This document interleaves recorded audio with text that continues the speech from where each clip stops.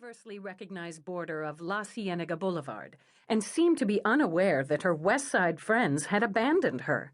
She had boldly, improperly assumed that the gilded invitation sent to her before her separation still held 2 months later. The nerve, the tall one sniffed and sucked down her daiquiri, the straw disappearing momentarily into the recesses of her giant mouth before popping out suddenly, causing Gracie to jump back. The bruises around the rim of her oversized lips stubbornly showed through the inch-thick smear of industrial-strength MAC lip gloss. She must have had her collagen shots just that morning, Gracie thought. A violation of the code. No shots on the day of an event.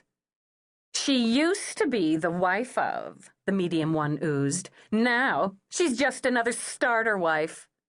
Cluck. Gracie heard chickens whenever she bumped into the three. She knew it had something to do with her nerves and would probably require a pill and an afternoon of needles punctured into her forehead at Dr. Zoo's.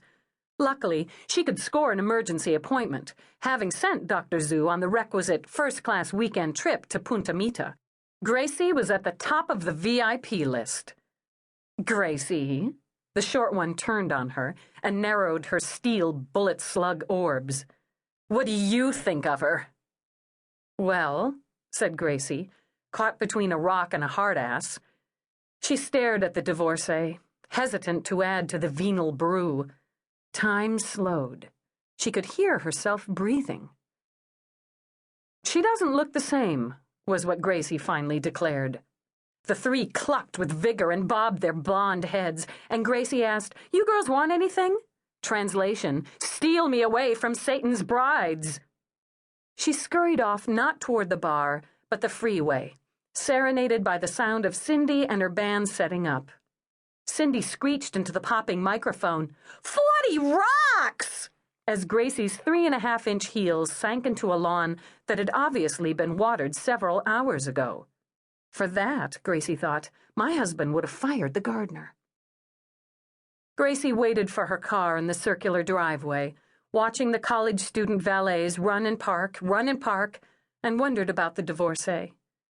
She didn't look the same, Gracie thought. She looked older. She looked not so blonde. She looked rounder, softer. And something else, Gracie thought. She didn't look mean. She looked, Gracie thought, could it be normal? "Girls just want to have fun," Cindy sang, her signature voice and song somehow dancing around the stone-pillared behemoth, 10,000 square feet of home to 2 children, 2 parents, and 9 staff. "Hi, Mrs. Pollock," said the valet with the blue blazer and the cloying expression that telegraphed he was looking for his Mrs. Robinson as he jogged toward her. "Leaving already?" "Oh, girls just want to have fun." You can't avoid them. Don't even try. They're everywhere. Polished hair, polished nails, tucked, sucked, blown, bleached, waxed, martin-catzed, and decked. Early morning, they're piloting their navigators with the backseat DVDs blasting Finding Nemo in the carpool lane at the Brentwood School, or crouching in a toddler circle at Mommy and Me at Bright Child, comparing diamond ring settings. Tennish, they're IMing their realtors, searching for the illusory 2-acre flat before twisting their limbs into erotic poses at Hot Tub Tony's class at Maha Yoga. After a bout of ujjayi breathing, they're hoisting soy green tea blendeds at Coffee Bean on San Vicente. At lunch, they're raking a carbless chicken pecan salad with sterling forks at Barney Greengrass or draining Chardonnay decanters at the Ivy. Post-perk aperitif, you'll spy them trolling a Tula or Valentino trunk show on the 2nd floor of Neiman's, assisted by a fluttering personal shopper. In late afternoon, the devotional worship at the Church of the Holy Mother of Upkeep. Hair blown stick straight at Chris McMillan, nails French manicured at Jessica's on Sunset Plaza, Botox injected by Dermo's Arnie or Harold, after trying to decipher, say, Jennifer Aniston's name on the blacked-out patient sign-in board.